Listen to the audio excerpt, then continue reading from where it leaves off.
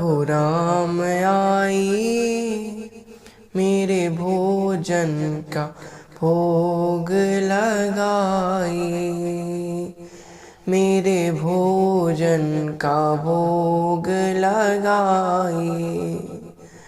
सीताराम आई, लखन लाल आई, मेरे भोजन का भोग लगाई, मेरे भोजन का भोग लगाई।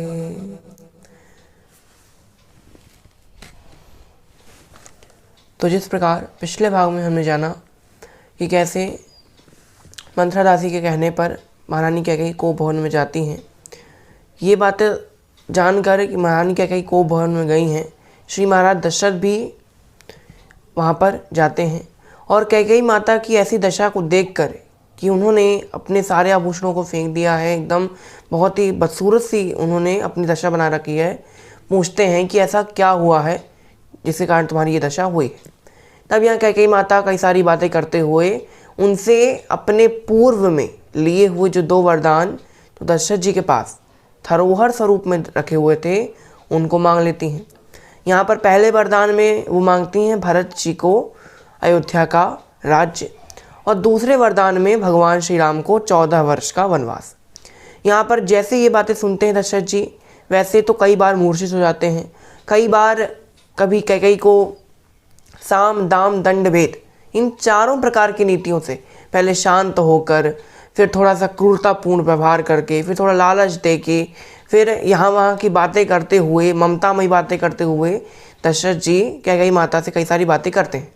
लेकिन कैकेयी माता अपने निश्चय पर अड़ी हुई हैं, क्योंकि गुरु कौन है? मंथरा है। तो मंथरा अड़ी हुई थी, कैकेयी माता भी यहाँ पर अड़ी हुई हैं। यहाँ पर प्रातःकाल हो जाती है। यहाँ पर अब आगे क्या क्या होता है, आइए आज की कथा आरंभ करते हैं।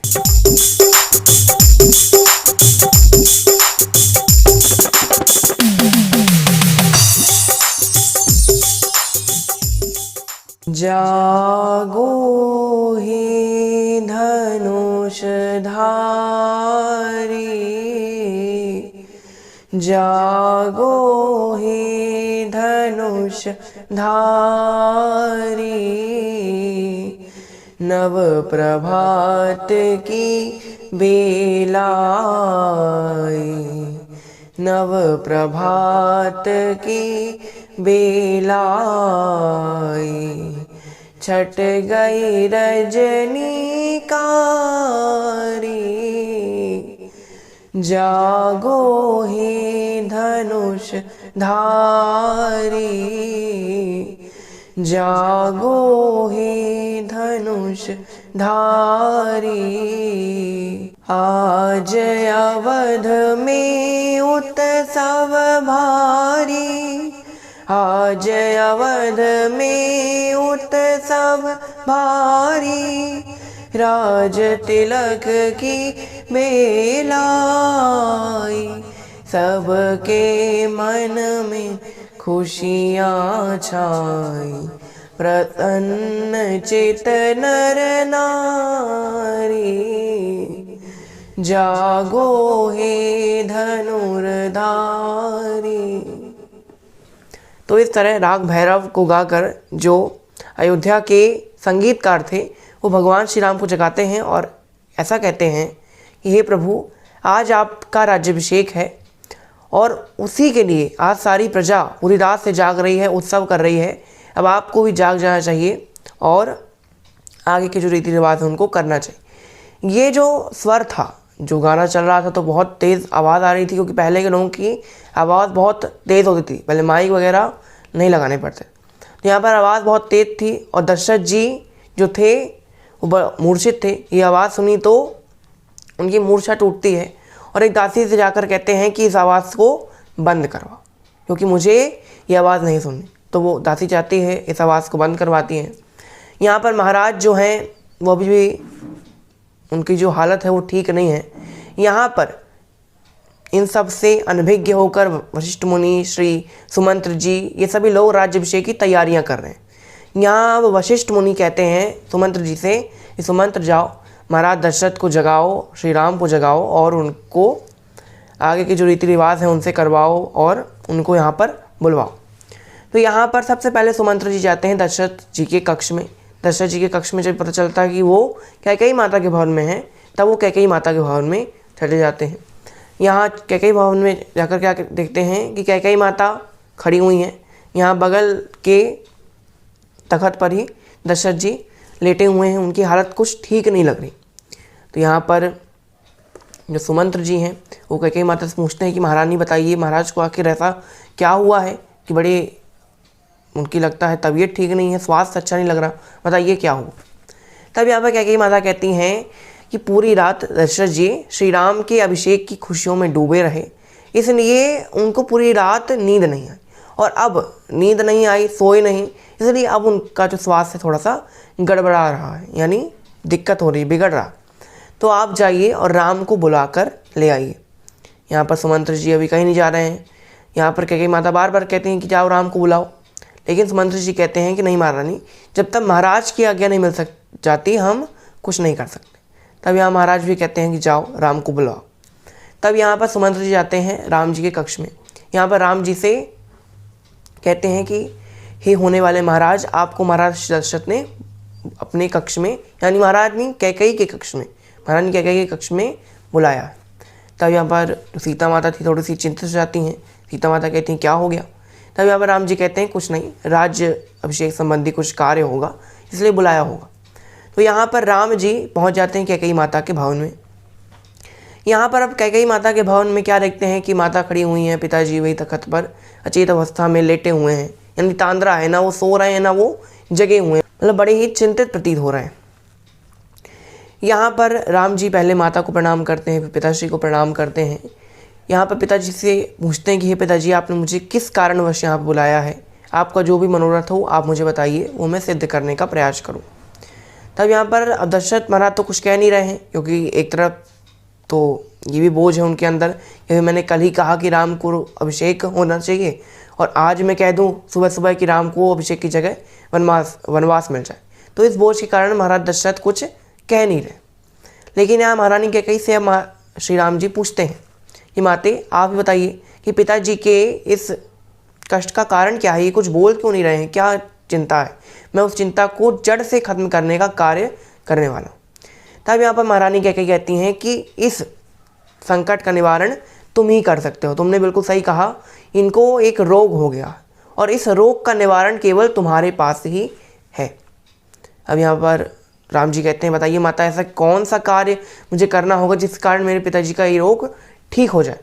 तब यहाँ पर महारानी कैकेयी कहती हैं देखो राम, एक बार की बात थी कि मैंने एक बार अब तुम्हारे पिताजी की एक युद्ध में सहायता की थी, और युद्ध में सहायता करने के बाद मैंने उनकी युद्ध में जान भी बचाई थी। जब ये घायल हो गए थे तब मैंने उस रथ को वहाँ से हटा लिया था युद्ध से, और मैंने उनकी जान बचाई थी।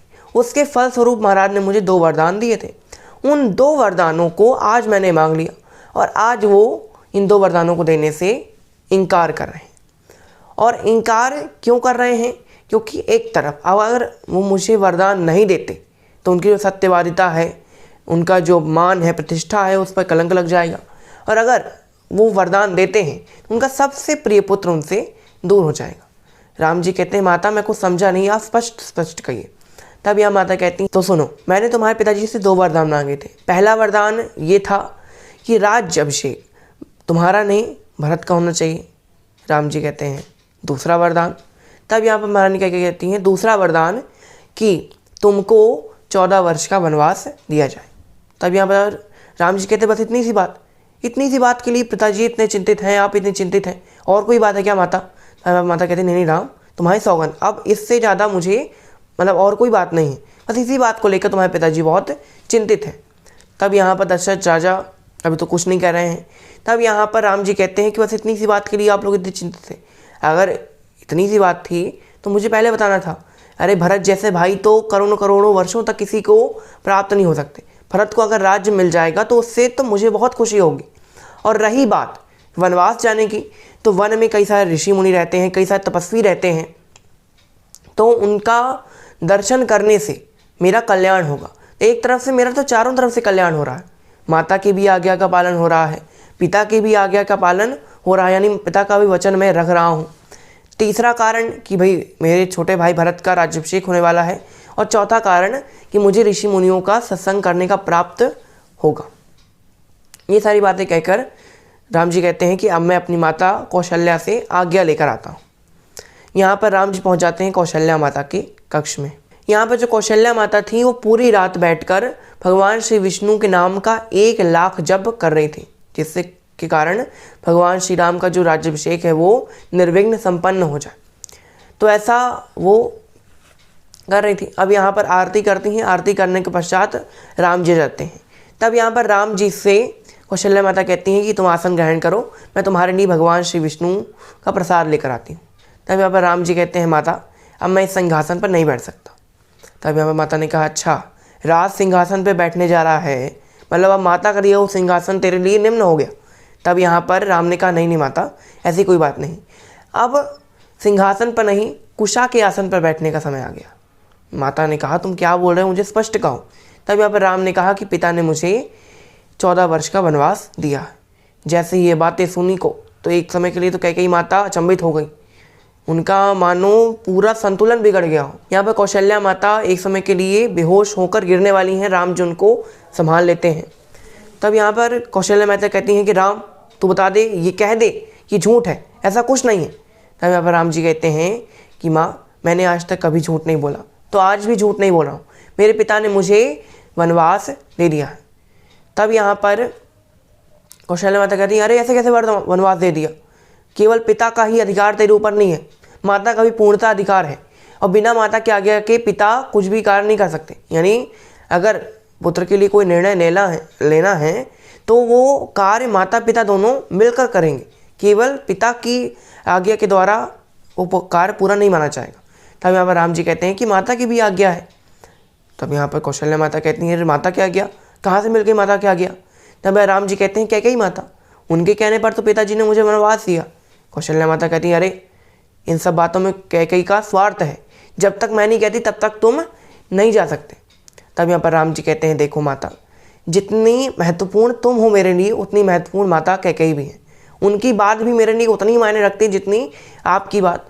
तो इस तरह मुझे माता और पिता दोनों की आज्ञा मिल गई है, इसलिए मुझे जाना ही होगा। यहाँ पर अब कौशल्या माता कहती है अरे ऐसा कैसे हो सकता है, एक रात में राजा का निर्णय कैसे बदल सकता है। राम से कहती हैं माता कि राम तुम कहीं नहीं जा सकते, तुम हमेशा यही रहोगे, मेरे साथ रहोगे। तब यहाँ राम जी कहते हैं देखो माता तुम हट मत करो, अब मुझे जाना पड़ेगा क्योंकि पिता और माता दोनों की आज्ञा मुझे प्राप्त हो चुकी है, तो अब मुझे जाने दो। तब यहाँ पर राम जी कहते हैं कि मैं तो वह आपसे वनवास जाने से पहले ही विदा लेने आया था, 14 वर्ष बाद मैं दोबारा यहाँ पर आ जाऊँगा, ऐसा थोड़ी ना कि मैं हमेशा के लिए जा रहा हूँ। मैं सिर्फ 14 वर्ष के लिए वनवास में जा रहा हूँ, 14 वर्ष के बाद मैं तुम्हारे चरणों की सेवा में दोबारा आ जाऊँगा। कौशल्या माता कहती हैं तेरे लिए कहने के लिए 14 वर्ष है, मेरे लिए 14 वर्ष 14 कोटि युग के समान है, यानी 14 करोड़ वर्षों के समान है, 14 करोड़ युगों के समान है। तब यहाँ पर कौशल्या माता कहती नहीं नहीं तुम कहीं नहीं जा सकते, 14 वर्ष का वनवास, अगर तुमको कहीं जाना है तो तुमको मुझे भी अपने साथ ले जाना होगा, क्योंकि अगर तुम मुझे यहाँ पर छोड़ गए तो मैं अब यहाँ पर जीवित नहीं रह पाऊँगी। अगर तुम 14 वर्ष बाद यहाँ पर आ भी गए तो शायद ही तुम मुझे यहाँ पर जीवित देख पाओ, क्योंकि तुम्हारे विरह में मैं तो क्या पूरी अयोध्या सूनी पड़ जाएगी, इसलिए मैं तो तुम्हारे बिना नहीं रह सकती, तुम मुझे या तो ले जाओ या फिर तुम मत जाओ।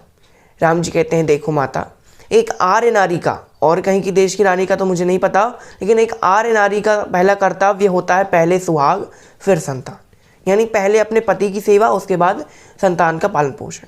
अगर मैं यहाँ से जा रहा हूँ तो अभी केवल लक्ष्मण यहाँ अकेला पड़ जाएगा पिताजी की सेवा करने के लिए, इसलिए आपको भी यहाँ पर अपने पति की सेवा करनी चाहिए, आपको पति का धर्म निभाना चाहिए। क्योंकि जो नारी अपने पति के बिना रहती है, भले उसके पास पुत्र है, भाई है, बंधु हैं, सब लोग हैं, लेकिन अगर वो पति नहीं है उसके पास तो उसको लोग हमेशा थोड़ा धिक्कारते रहते हैं, उस पर हमेशा बातें करते रहते हैं कि ये कैसी है, इसका पति कहाँ है, ये है वो, इस बातें होती रहे। इसलिए राम जी भी ये सब समझाते हैं कि माता आपके लिए पहले पति है, उसके बाद संतान है, इसलिए आप पहले संतान की कामना ना करके पहले पति की सेवा कीजिए, बाद में मैं 14 वर्ष बाद यहाँ पर आऊँगा और आपकी सेवा में दोबारा निरंतर लग जाऊँगा।